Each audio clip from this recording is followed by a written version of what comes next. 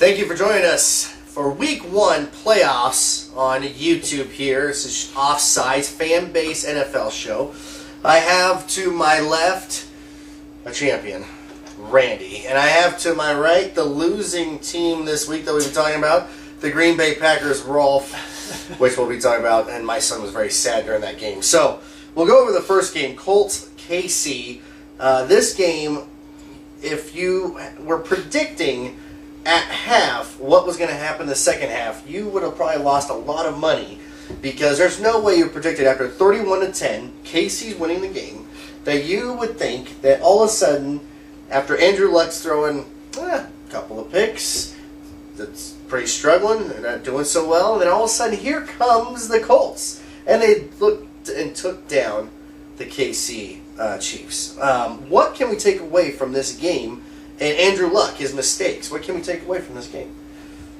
There's nothing really to take away. It's like Andrew Luck. He's almost part gunslinger, part Peyton Manning.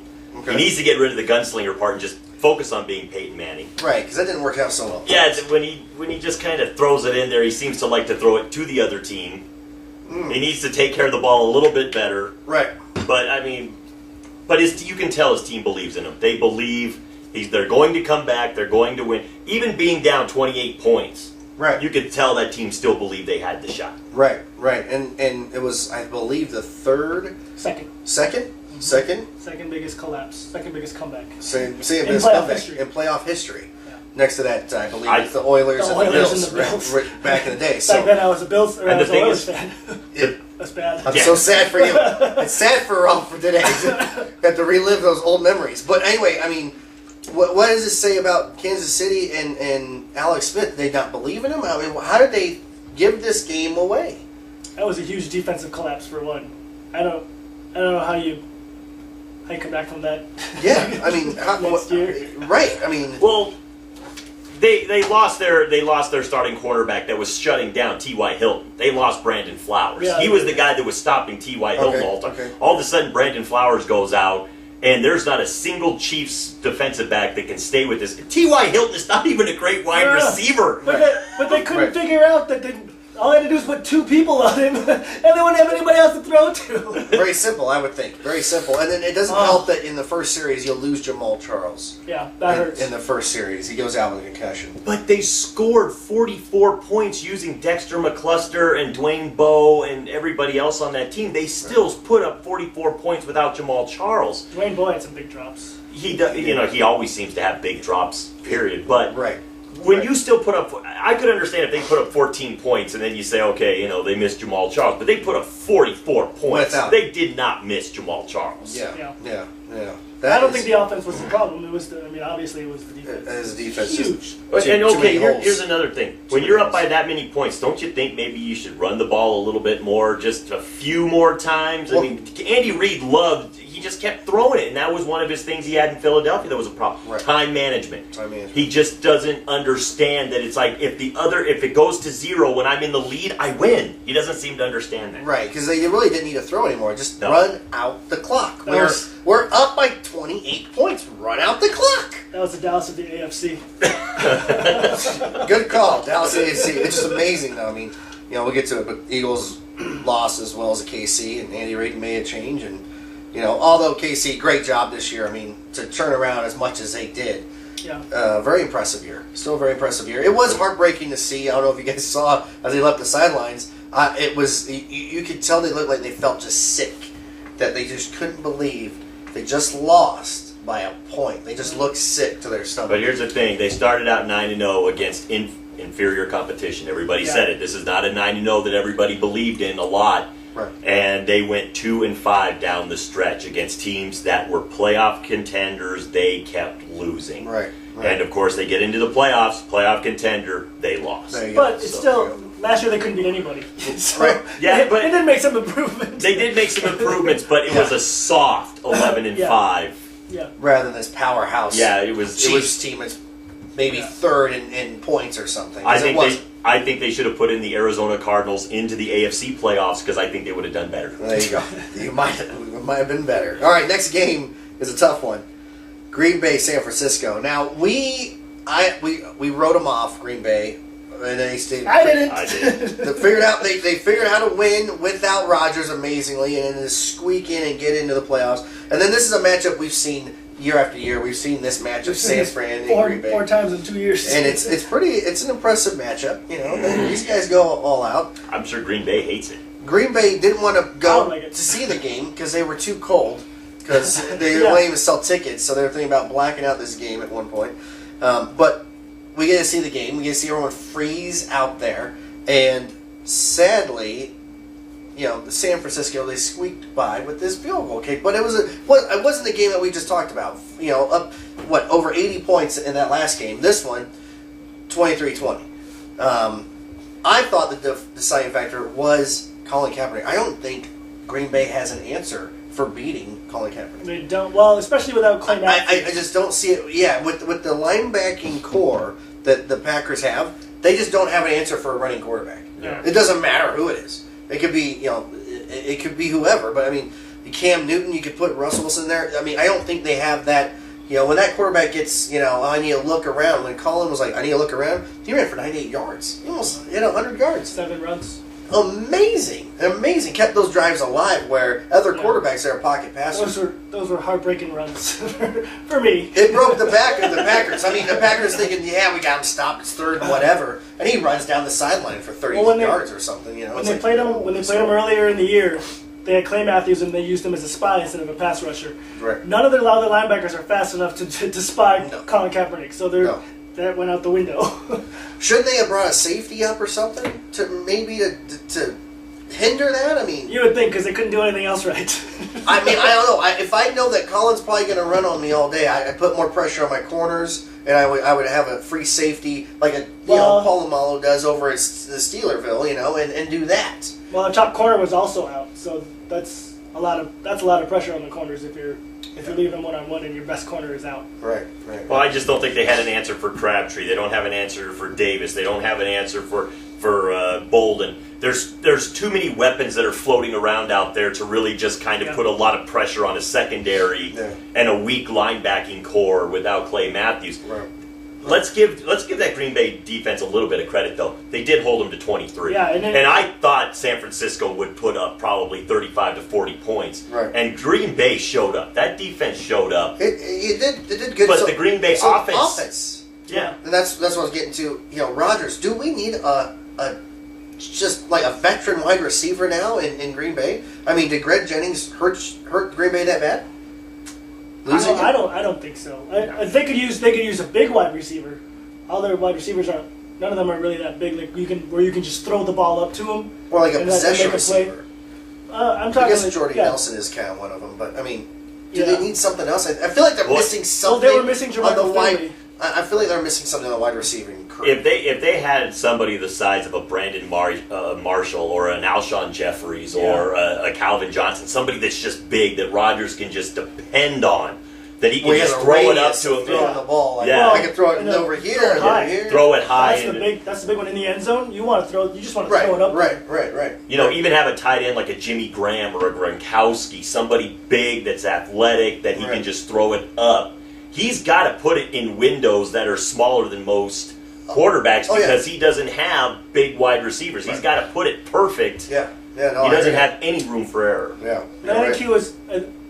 I think he was still a little rusty. I mean, he didn't look that great the last 2 weeks since he's been back, but still better than what we had. Yeah, you're either going to go with a broken Rodgers or a healthy Matt Flynn. I think everyone agrees. You're going to go with a broken Rodgers. Well, you could always go with a healthy Scott Tolzien or Scott Tolzien back out of Wisconsin. You know, but I think that the good thing about Green Bay is they do have a running back in Lacey. Yeah. They needed that for years on end. And that's going to help out Rodgers a lot. And I think going into next year, if they don't pick up someone like we're talking about, a big wide receiver, that's still going to be their gap over there. Yeah, but I don't think the offense is the problem. It's just shoring up that defense. Our offense, even with Rodgers sidelined for 7 weeks, they were 6th in passing and 5th in rushing. Right. Yeah. So the offense isn't the problem. The defense was 27th and 26th respectively against the running pass. Yeah, you can't do that. Especially dynamic teams as they make the playoff runs and as we're in the playoffs. You just can't have. Yeah, they showed up yesterday, but the rest of the season they were MIA. Yeah, I agree. All right, next game, Cincy Chargers. Now, I think if I was in Vegas at that time, I would have bet $100 on Cincy and said, no problem, I'll take whatever winnings I get. It shouldn't be too bad. But Chargers, surprise. Now, was weather an element to kind of make it even for everybody? Because it was raining like crazy out there. Or the Bengals, are they not as good as everyone thought they were? I think the Chargers are a team of destiny. Forget your team of destiny. It's like, oh boy, I'll tell you, he's going to beat that horse until they lose this week. But I tell you what, yeah. The San Diego Chargers. Let's face it, the San Diego, we said it in the beginning of the year. Is it going to be the good Chargers or the bad Chargers? We just don't know which Chargers. Well, they won this week, so they should lose next week. They should lose next week. And think of it this way. The bad Chargers showed up in week 17 because they were playing second-string scrubs and barely won. So, I mean, the bad team showed up, but they still got a victory. Right. The San Diego Chargers are not a team of destiny. That team has way too many holes. That team is not even supposed to be in the playoffs. If Miami would have handled business against the Jets, San Diego would still be sitting at home right now. I am thoroughly convinced that the Cincinnati Bengals choked on this one. They choked. They should have won. They were 8-0 at home. They had a high-scoring offense at home, and they blew it. Yeah, they didn't look good at all. You know what? It's time to fire Marvin Lewis. He is choked.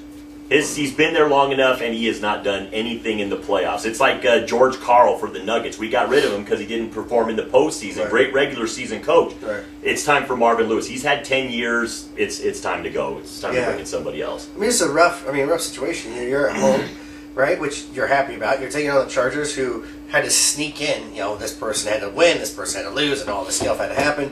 And they come into your home field and then just slap you around. And they're like, see you later. I mean, that's pretty bad. You're like, what happened in this game? I can't imagine spending money to go to the Bengals game as you're a Bengals fan. And you're like, yeah! And then all of a sudden you're there and you're like, what is happening to my team that should be owning these guys? And nothing. Is it their defense? Is it their offense? Was it both? They just have a bad day? I think it's Andy Dalton. Andy Dalton? This loss lies on his shoulders. I mean, he's got to play better than 1 TD and 2 picks in the playoffs. Yeah. He threw 51 times and only threw 1 touchdown. Right. But did you hear he also, you know how most quarterbacks will fall on the sword when the team loses? Yeah. He actually said, well, it's a team game and we lost as a team.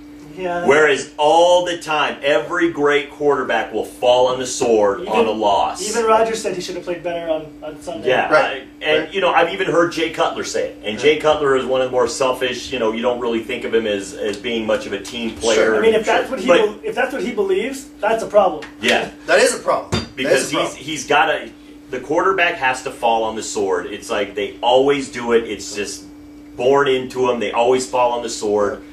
But he did not. Yeah. He did not. He said it was a team game. They lost as a team, and it's like, no, that's not what a quarterback does. That would be alarming. I mean, and you know, the Chargers had 200 yards rushing, just about. I think it was 196 was the actual number, but absolutely impressive running the ball. That's something they're going to want probably replicate when they play against the Broncos, since the Broncos' challenge for them is to stop that run, because that's what made the Broncos lose during the year when they faced the Chargers last time. I think we also need to stop a wide receiver named Keenan Allen.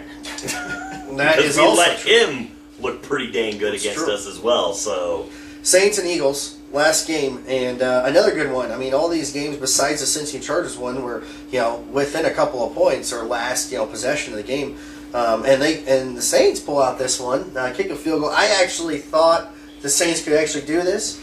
I know their backs are against the wall when it comes to winning on the road because they're awful at it, and Breeze's numbers showed that when they even showed the game as it was coming on. But Breeze, you know, he did struggle still. You know, 1 touch, 2 picks, Foles, 195 yards, two touchdowns. But they were able to figure out how to just stop the Eagles just enough, and McCoy just enough to win this game. I still have a lot of question marks for the Saints going into next week's game. What do you guys think about that? I don't think they'll get past Seattle. Tell you the truth. Yeah? Seattle's a beast at home. It's not happening. No. Not There's happening. no way. I don't see it. Not happening at all. What do you think? I agree. The Saints, they shouldn't have. Basically, Philadelphia should have beat them at home. Philadelphia should have played better than they did. Right. They let I guess they just didn't expect the Saints to run. So I mean, give Peyton a lot of credit for that. He kind of understood that it's like they're not going to expect us to run. They're going to game plan for us to throw. Right. And the Saints ran all over. They really did. I mean, Drew Brees didn't have spectacular numbers, but the Saints ran for a lot of yards. Ingram was running, Sproles running. I mean, Ingram was running. Ingram ran very well in this game, and there's no way that the Saints are going to go into Seattle and run on that defense with those running backs. Right. It's just not going to happen. They're going to have to throw, and you're going up against Sherman. Yeah. No, Seattle should do this. They're going to go to the Super Bowl out of that conference anyway. Well, let's talk about the games coming up. We got the Saints and Seattle. We just talked about them. The other game we got San Fran, Carolina. What do you guys thinking there? I mean, the last time these teams played during the season, I thought it was like within a field goal, and it was like a low scoring game. I think it was like 10-13. Yeah. So what are we going to see in this next matchup right here? I mean, this is pretty big. San Fran and Carolina. I think San Francisco's hot. I think they'll take out Carolina. I haven't been impressed with Carolina all season. Right. I don't know why, but there's just something about them. I don't think they're going to go very far. But San Francisco's got talent. Yeah. They've got a lot of talent. Yeah. Now, what does Carolina have to do in order to beat them, though, Randy? What do you think? I think Carolina is a team of destiny. Yeah. What do they have to do? Why did they put the Eagles in the first week? what does the Carolina Panthers have to do? But remember, last year, that lineman predicted they were going to win the Super Bowl. It was 1 year off, maybe. Yeah. No, what do they have to do? The Carolina Panthers, you do what you did. You beat them the first time. You stopped Kaepernick. I think they had Crabtree at the time. Yeah. The Carolina defense is a really, really good defense. This defense. is not a slouch defense. Yeah. They are at home. They get enough time to prepare for San Francisco. Yeah. I do believe that San Francisco will probably beat them. I think that their team is a little bit better set up. I mean, they did go to the Super Bowl last year. They did come out of that conference. Carolina, I think. Baltimore. I think we kind of I think Carolina. None of us thought Carolina was going to be a good team this year. Remember, they started out 1-4. Yeah, they weren't that good. So this team, fire. I think, caught a lot of people off guard. I still think they're better than New Orleans, but they're not better than San Francisco. They're not better than Seattle. And well, give me a score, guys, on the first one. Let's do the Saints Seattle. What's the end game score on that one? What do you guys think? I don't think it's going to be huge scoring. I think defense. I think both defenses are playing real well. Okay. I would say 24-20. 24-20. Seattle. Seattle. Okay. That's right. Seattle. Boy, that couldn't have been any better. What's your score on Seattle and San Fran? Man, now you mean Seattle and New Orleans? I mean Seattle and New Orleans. I might pick New Orleans just to kind of tick off Russell Wilson over there. Yeah. What do you got? I really do. I think it's going to be Seattle 27-17. 27-17. All right. And I also think Seattle's going to outlast this team. I just think they have too many weapons. Their defense is way too fast. Ridiculous. And it's going to be impressive. That place is going to be rocking. They probably will break half the stands because it'll be so loud. I mean, people are going to be falling out. Hopefully no one goes with a pacemaker because it's just going to blow up. Anyway, I think it's going to be pretty impressive. I think it's going to be 34-10 Seattle. So I think it's going to be just another... You're giving New Orleans no credit on this. They just don't bring it. I mean, not to the level that Seattle is this year. I would be thoroughly impressed if they score more than 10 points, I'll be honest. Next game, San Fran and with Carolina, which we've been talking about. What do you guys think point spread on that one is? That's another defensive battle. It is. It seems like the NFC has all the defensive battles. Yeah. What's up with that? Right? Yeah. So what do you think? Didn't the AFC get any defenses? Yeah. What do you got? Well, they had KC, but it was a weak. Oh, that's right. It was a weak defense. It was a weak defense. What do you got? I say, God, that's going to be low too. 21-10. 21-10. San Fran. Okay. What are you saying, Randy? I'm going San Francisco, but I'm going to say San Francisco scores a lot of points against them. I'm going to say San Francisco puts up 34, Carolina 17. Wow. I say San Francisco comes out and really just hammers them. Wow. All right. I think this one's going to be close. I think it's going to be a 24-21 game, but I still think San Fran has too many weapons. So I picked them. I would actually rather see Carolina win. But. Yeah, I think we'd all rather see Carolina win, but I think realistically we know San Francisco is the better team. Yeah. Now we look at the AFC games that we have coming up. Who do we got? What do we got going on? Let's do New England, Indianapolis. That's going to be a good one. Yikes. Okay, so what do you got for a point spread? Who's winning that game, Ron? I'm sticking with New England winning that game. Okay. I think Belichick will figure out how to cover T.Y. Hilton. Right. I think that's really all you have to do. That's all the Patriots need a plan for, is to cover that one wide receiver. And after that, I think as long as Akeem Talib does not get hurt in that game, T.Y. Hilton should almost be a non-factor. Yeah. So what do you think? Patriots? And I think Tom Brady has a good game. I think he'll play better than what's his face? Luck. Luck? Really? Really? What's his face? I kept thinking Dalton. I'm like, that's not right. So what do you got? What's so not experts. We'll go 35 to 28. Okay, 35-28. So just squeak it out by one possession. Yeah. What are you thinking? Well, that's a fine score you picked there, but let's. Tom Brady this year has had to come from behind in every single game, and every single game has been close. I'm going to say that New England still wins this. Yeah. They will put Akeem Talib on T.Y. Hilton, and everybody else will be irrelevant for that poor team. Yeah. It will come down to the two teams with the last possession. New England will get the last possession because somehow Tom Brady will flirt with the referee and he will just fall in love with him. Just fall in love with him. He'll just fall in. It's like, yes, Tom, you can have the last possession because if I give it to Andrew Luck, he's going to beat you guys. It's right. So it's like it will be 21-20 New England. Wow. Shouldn't you have a Colts jersey on under that? No. That's your second favorite team. I have a Seahawks jersey actually of Sean Springs. Terrible. And the last game, San Diego, Denver. What do you guys think? It's like, well, that's easy. Denver, 45-10. I don't even have to think don't it. That's going to be 55-10. That was a Super Bowl. That was a Super Bowl a long time ago. Get out of my house. Seriously. I don't even want you here anymore. Leave, Tiger. I'm going with the team of destiny. Carolina? We already picked San Francisco. So what do you think? No, I'm going to go with the Broncos. The Broncos on that one? Yeah, there's just way too much offense there. Yeah. Even though we lost during the season, I think it's put up or shut up time, and I think they're ready to get this show on the road into the Super Bowl. So. The interesting game will be the Super Bowl for sure, because you're getting the best defense out of the NFC. If in fact it goes to where we're thinking, well, Seattle or San Francisco, I think either of those are great defenses against that number one offense. I think that'll be fun to watch. It would be really fun to watch. Yeah. All right, well, that's it for us, guys. Week 1 playoffs covered here. We also went over some of the games. We're going to go over Week 2. Hopefully we have some Denver wins. I'm hoping. No more Green Bay wins, though. Sorry, we're out. All right. We'll see you guys next week. We're out of here.